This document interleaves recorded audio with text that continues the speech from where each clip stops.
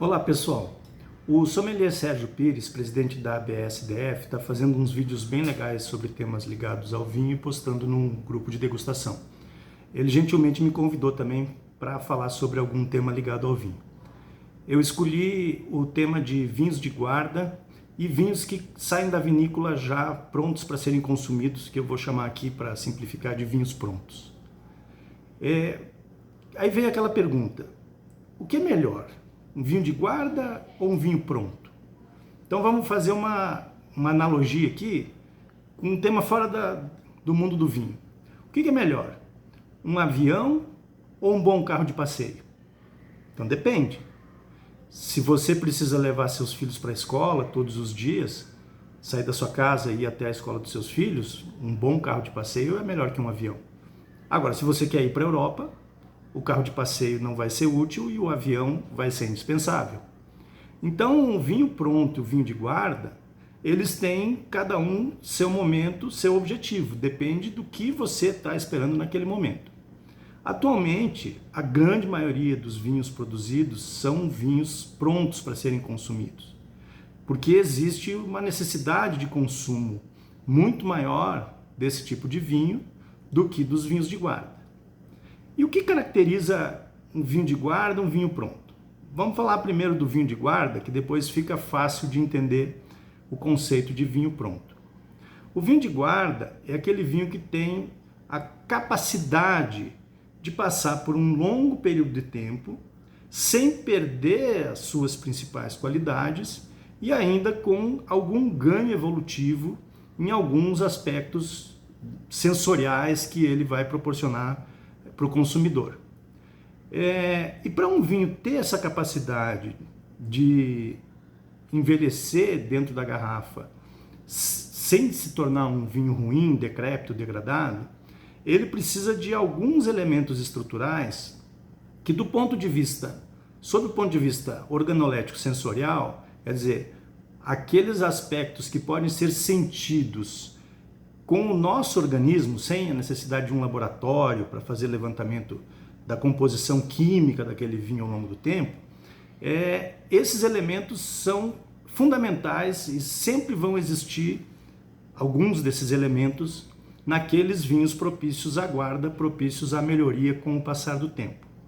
Então, desses elementos estruturais, a gente tem, vou listar primeiro, claro que todos os vinhos não vão ter todos esses elementos, mas alguns deles vão ter que estar presentes para que o vinho tenha essa capacidade de evolução, de suportar uma passagem pelo tempo e ainda com uma evolução positiva. Então esses elementos são o açúcar residual, a acidez, os taninos, o álcool,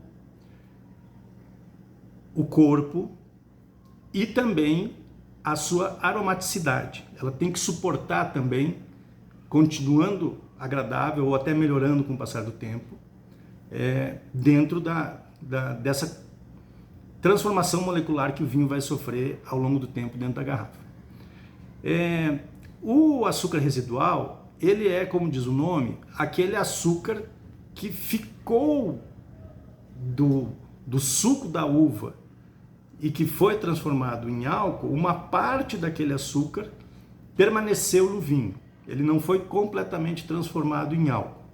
Isso se presta para vinhos doces, vinhos de sobremesa, e os vinhos de qualidade têm justamente isso, um açúcar que era presente no mosto, ou seja, no suco da uva anterior à fermentação, e que permaneceu lá, não foi completamente transformado em álcool.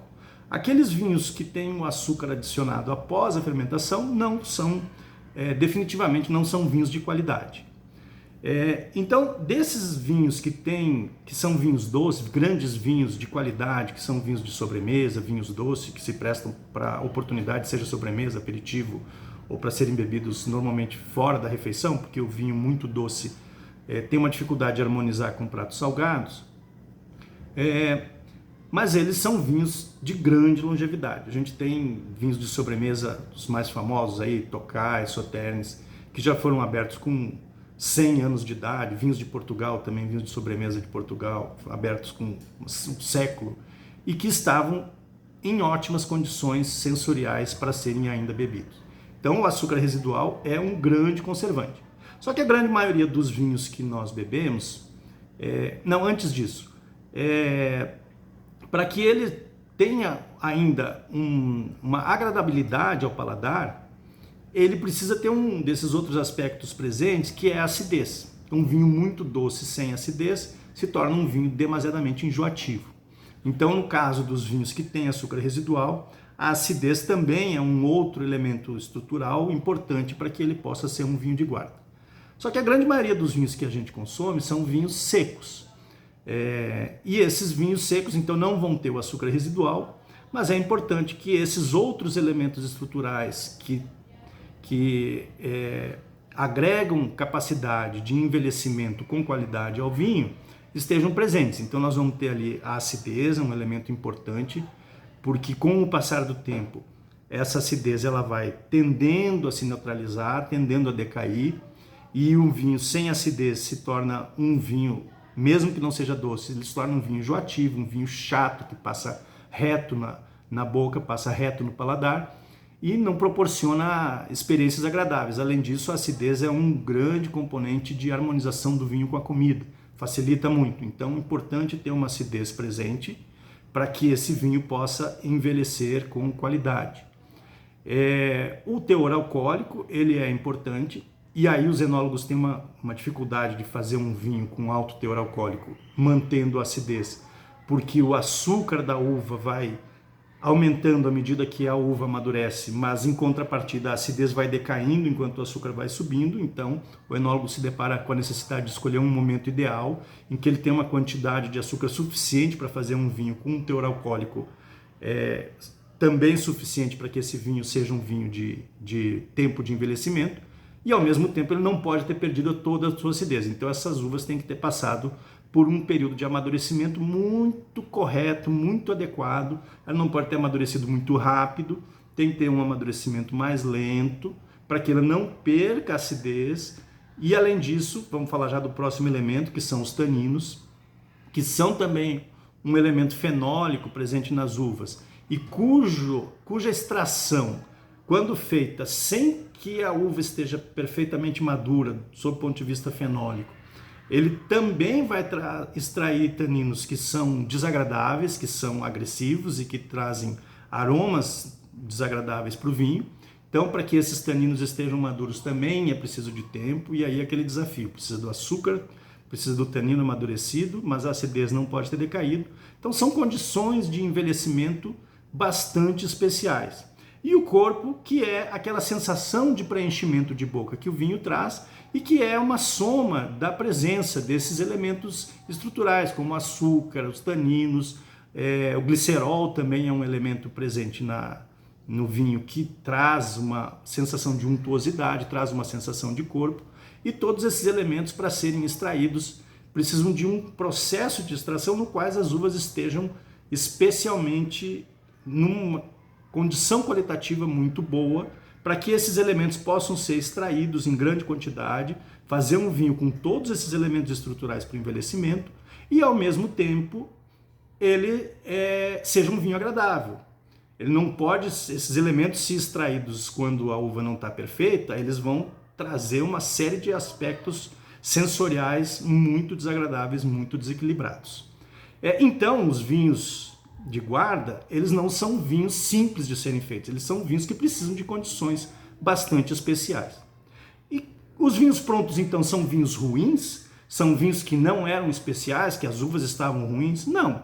Simplesmente eles são vinhos que permitem uma condição de elaboração em que as uvas estão boas, estão sãs, estão com uma boa maturidade, e essa extração desses elementos estruturais, seja açúcar residual, se for o caso do vinho ser doce ou não, mas também os elementos de acidez, tanino, álcool, corpo, eles têm que ser equilibrados, eles não precisam estar na mesma intensidade para irem suportando um envelhecimento e um decaimento lento ao longo do tempo, mas eles têm que estar presentes, equilibrados em harmonia, para fazer ótimos vinhos que você compra, vinhos jovens, prontos, que você compra e que vai ter uma qualidade aromática, uma qualidade de equilíbrio gustativo, de paladar, e que vai trazer sensações muito prazerosas também para o consumidor, sem a necessidade de esperar 10, 15, 20 anos. Então os vinhos prontos, eles não são um defeito em relação aos vinhos de guarda, que são vinhos, por óbvio, feitos em condições muito especiais. Eles são, ao contrário, os vinhos prontos, eles são uma evolução da enologia, que trouxe a possibilidade da gente comprar vinhos que foram produzidos recentemente e consumir esses vinhos com boa sensação de qualidade, de prazer, de simplicidade, que pode estar presente e ser muito agradável nos vinhos que a gente consome no dia a dia.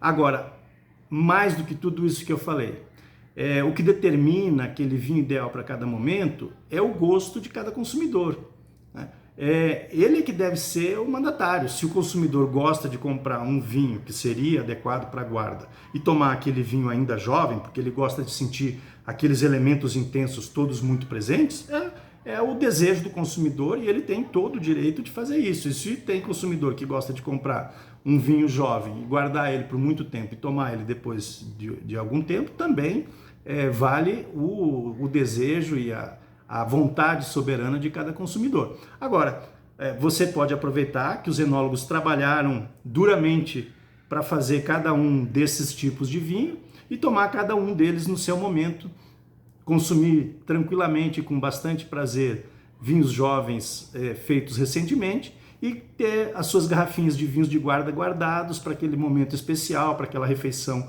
que exige um vinho mais intenso, mais elaborado, mais complexo, e você ter seu vinho de guarda que já estava lá 10, 15 anos guardadinho, ou comprou um vinho que estava guardado há muito tempo, comprou um vinho já amadurecido, um vinho já envelhecido, e você pode fazer também o seu consumo. Então isso, pessoal, depois a gente pode fazer outros vídeos. Obrigado ao Sérgio pelo convite, espero que gostem do nosso bate-papo.